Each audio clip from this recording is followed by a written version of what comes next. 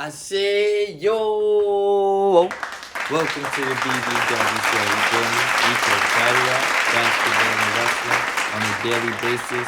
Please subscribe to the channel if you haven't. The topic for today is Dark Side of the Ring. Wow. Wow. I've been saying this almost every review. This has been a great season 4. Great season 4. It probably took them, it was probably a year and some change between the last season 3 and the start of season 4 because I feel like they're fake running out of content. I'm not gonna lie. By the certain definition, Dark Side of the Ring, they're running out of wrestling, not even tragedies, but wrestling stuff that people want to hear about. Infamous wrestling stuff that people want to hear about. If you notice, they stopped doing it about wrestlers. They didn't stop, but now they moving on. They doing Dark Side of the NFL now. Dark Side of the 2000s. They doing Dark Side of the Ring on pay-per-views. You feel me? They did one on Bachelor Beach. So it's not just about wrestlers the way it started off as. When it's like Eddie Guerrero, Chris Benoit, Owen Hart. You feel me? Those was the original ones. Now I feel like since they about to be on season 5 next year, they got to start doing other stuff. I ain't gonna lie, they got to start doing other stuff. But this was a great season. Great season. Every review is on the channel. I ain't gonna lie, I felt like the last 2 episodes, this is just my opinion, I felt like the last 2 episodes was comedies. It was comedies. Bash at the Beach to me was a comedy. That was a comedy. That was a comedy. I don't care what anybody says. I was crying watching that. You feel me? The Marty Jannetty one was serious, but he's still alive today. So it's like you can make some jokes. You feel me? You can make some jokes. It's not like Marty Jannetty passed away from an overdose or nothing. He's still, and he doesn't look good, but he's still able to look good. You feel me? It started off with Marty Jannetty having a crazy ankle surgery. His ankle is swollen. Literally from his foot, from his top of his leg, his calf, to his whole foot swollen. Oh my God. They interviewed orthopedic surgeons and all of that. That was nasty. That was nasty. You feel me? That was nasty. Al Snow was all over this. Al Snow was the one that they replaced Shawn Michaels. Not replaced, but he was the new rocker along with Marty Jannetty. So he was all over this. Pat Tanaka was all over this. Somebody that he wrestled a bunch of times. One of his forever girlfriends from, I forgot where she was from, Jacksonville? I don't think it was Jacksonville. But I didn't like her. She was the least person in here I liked. And then they had somebody named Mike Malone or something like that. Mylone, something like that. And obviously Marty Jannetty. This was a good one. They talked about his uprising coming from Columbus, Ohio. Talked about that. They talked about his mom beating him at a young age and completely skipped over it. They didn't say if he had brothers or sisters or nothing.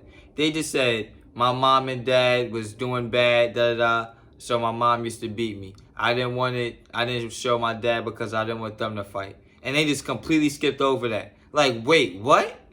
Wait, what happened after that? Did you ever speak to her again? How did that relationship end? You feel me? Do you have any brothers? They didn't dive nothing into his early life. I ain't gonna lie. Besides that, they didn't do nothing else. Immediately talked about him getting into wrestling. Got trained by what? I think it was Joe Costas or something. Joe Costas. He trained him. Started using the name Marty Costas, I think. Then he went on to use the name Marty Jannetty. Went to the AWA. Immediately met Shawn Michaels. You feel me? Immediately met Shawn Michaels. Then the Rockers started forming. First, there was the Midnight Rockers. Then along the way, they turned it to just the Rockers. I learned a lot about the Rockers already from a Shawn Michaels doc, I think a year ago, 2 years ago, when they was doing the A&E specials. I seen it and they told this story about how the Rockers just got the WWE the first time. They went out to the bar and they said it was a little fight. But mind you, they got fired. You feel me? They got fired and they just got there, got fired. So this time they went way more in depth in it. They said that it was an older wrestler that came up to them, like, yo, y'all got a reputation for partying, da-da-da. They started beating each other up in the locker room, in the bar, throwing glasses and all of that. Wild wrestler shit, bro. Wild, crazy wrestler shit. I ain't gonna lie. Wild, crazy wrestler shit. They talked about Marty Jannetty drug habits, obviously. They said that he had a way worse habit than Shawn Michaels. Shawn Michaels in the 90s was a drug addict. They said Marty Jannetty was a bigger drug addict than Shawn Michaels. Damn. Damn. That says a lot, bro. That says a lot. That says a lot. But he was very unreliable. Very unreliable. Him and Shawn Michaels got in one fight, you feel me? In the hallway, I guess. He beat Shawn Michaels up. And then after that, Vince McMahon started talking about breaking them arm rockers up. Now, Marty Jannetty friends in this that obviously did not like Shawn Michaels. Bruce the Beefcake was in this. The Mike Malone guy was in this. He didn't like Shawn Michaels. Marty Jannetty forever girlfriend in this did not like Shawn Michaels. They was throwing little shots at him for no reason. For no reason, you feel me? Like it was Shawn Michaels' fault that Marty Jannetty never reached his full peak. That's not Shawn Michaels' fault. It's because Marty Jannetty was a drug addict. Point blank period, bro. I ain't gonna lie. Then after they broke up, Marty Jannetty gets in more trouble. They talk about him not even taking responsibilities. He goes by some thing called Gods. What's it called? Damn. Oh my God. I should have wrote it down. God's abusive toy or something like that. He just think God be picking on him randomly. And it's like, bro, you're a grown-ass man. Stop doing that. Stop doing that. But Marty Jannetty's a grown man and still not fully taking full responsibility for his actions. Gangster. That'll be brought him back mad times in the 90s. Didn't work out. He gets a job in WCW in 98. Didn't work out. Like when WCW was hiring everybody and anybody, you feel me? Signed him, he was probably there for like a year, never seen it on TV, gone. Like, come on, bro. Come on. And then I feel like they skipped over something too. Like, because Shawn Michaels came back to wrestling in 2003. 2002. They made it sound like Shawn Michaels called him back and like wanted to do the Rockers reunion. You feel me? That was in 2005 when they was doing that. You feel me? So they kind of skipped over a lot. Like obviously when Shawn Michaels came back to wrestling, he was a different Shawn Michaels. He wasn't the drug addict Shawn Michaels. But they made it sound like when he was going through that change, he invited Marty Jannetty on that same journey to go along with him. They went to Phoenix, Arizona at something called AIM. And that made Marty Jannetty, he said that was the most pure I felt for the first 3 weeks of my life. After he left that shit, right back to doing drugs again. You can't blame nobody for that, bro. You can't blame nobody for that. You can't. You gotta take responsibility. It's like he has an issue. He honestly has an issue. Even though he's older, he's hurt, he can barely walk, he still does what he does. You feel me? Still does what he does. WWE tried to bring him back in 2005. What happens? He gets arrested a week later. It's like, bro, come on, bro. Come on. They talk about him being in India and driving a motorcycle through a hotel. Like, come on, bro. Come on. He was mad. You know who he fake reminded me of? He was reminding me of a Ric Flair. Like a way worse version of Ric Flair. Like a dollar store version of Ric Flair. Honestly. Because Ric Flair's the same way. You feel me? He's older. Doesn't take responsibilities. Still like to be out partying. Marty Jannetty's like that, but he's not as famous as Ric Flair. He's not nearly as famous as Ric Flair. Ric Flair is a way bigger star than Marty Jannetty. But I feel like they both have the same, I don't even know what to call it, lack of accountability, I guess. They both have the same lack of accountability. Ric Flair and Marty Jannetty. Then they talked about how Marty Jannetty be going on Facebook just talking bullshit. How he damn near confessed to a murder. Then he confessed to the murder again on the dark side. He literally said, no, I didn't do it. It was a joke. It was a wrestling storyline. And then said, hypothetically, yeah, I killed him. I'm not going. Like, what? Bro. And then all of the people that was interviewed in this admitted that he said that he admitted that to me. He said that he killed somebody before. Al Snow said it. The Forever Girlfriend said it. And then the Mac Myron guy, or Mike Myron, whatever his name was. He said it too. They all admitted that Marty Jannetty admitted to killing somebody to them months ago. Way before he wrote that shit on Facebook. Like, bruh. He's a flop. I ain't gonna lie. Marty Jannetty's a flop. I don't want to say it like that, bro, but he is. He is. And then Al Snow didn't like how Marty Jannetty is a thing now. How nobody wants to be the Marty Jannetty of the tag team. I'm not mad at that, bro. I am not mad at that. Because, yeah, people OD. Because nobody really becomes Marty Jannetty. I remember Miz and John Morrison doing a storyline about that like 15 years ago. Like in '09. About who's the Shawn Michaels and who's the Marty Jannetty. Nobody is the Marty Jannetty, if we being honest. Nobody falls, no wrestler had a fall off that bad as Marty Jannetty.